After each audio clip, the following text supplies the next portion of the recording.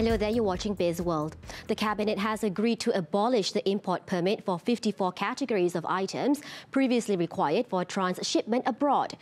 According to Transport Minister Anthony Loke, this latest decision will make the country's ports more competitive in the region. Jadi Kabinet telah bersetuju untuk memansuhkan 54 kategori ini daripada senarai yang diperlukan AP.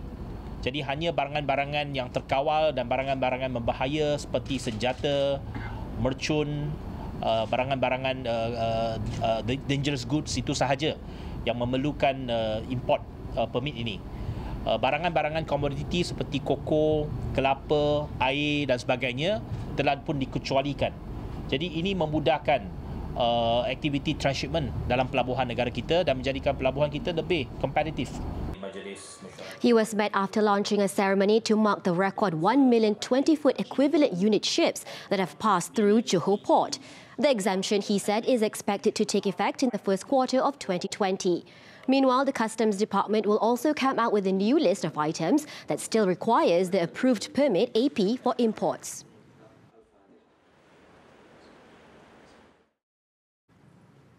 The government is still discussing on the takeover plan of 4 toll concessionaires in the Klang Valley for a combined of 6.2 billion ringgit. Finance Minister Lim Guan Eng stressed that the acquisition by the government is to avoid any possibility of the government to bear the burden of debts or to pay at a higher cost if it is privatised. In order for a government takeover that will not, number one, burden the government with additional debts. Number 2, allow a reduction of toll rates.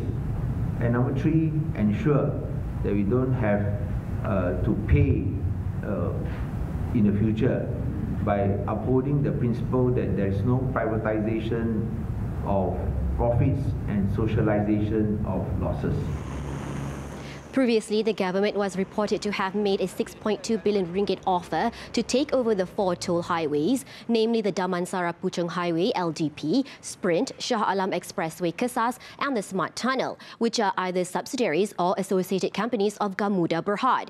Guan Eng was met after handing over 40 million ringgit grant to Tunku Abdul Rahman Alumni Association Education Trust Fund, TAAETF.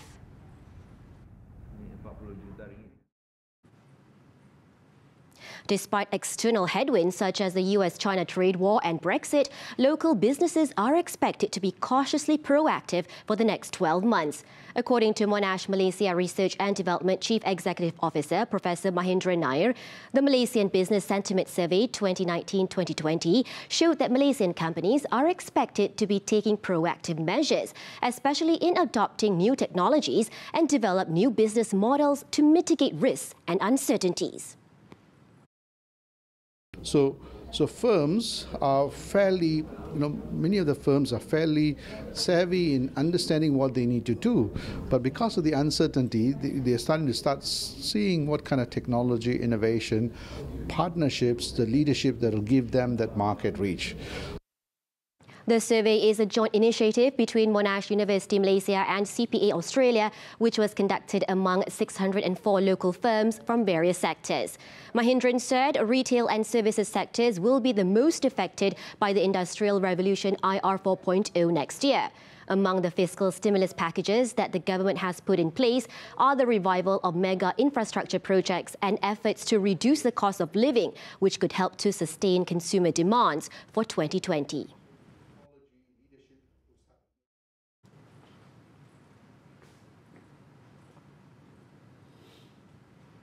Affin Bank Berhad has targeted 15% increase in credit and debit card holder by 2020. Its group CEO Kamarul Arifin Muhammad Jamil said the target is based on the performance shown for the year, as the current card holder for debit and credit is 900,000. Alhamdulillah tahun lepas kita berkembang lebih kurang 30% daripada card base kita berbanding dengan industri lebih kurang 5%. So ini adalah bisnes yang memang kita mahu kembangkan sebab Affin ni agak baru dalam sektor ini. Jadi alhamdulillah kita punya card base sudah berkembang dengan begitu baik kita punya outstanding loan juga sudah berkembang begitu baik juga. He was met at Scoot Vaganza prize-giving ceremony today. Meanwhile, he added Affin Bank has invested 10 million ringgit for digitalization from 2017 to date.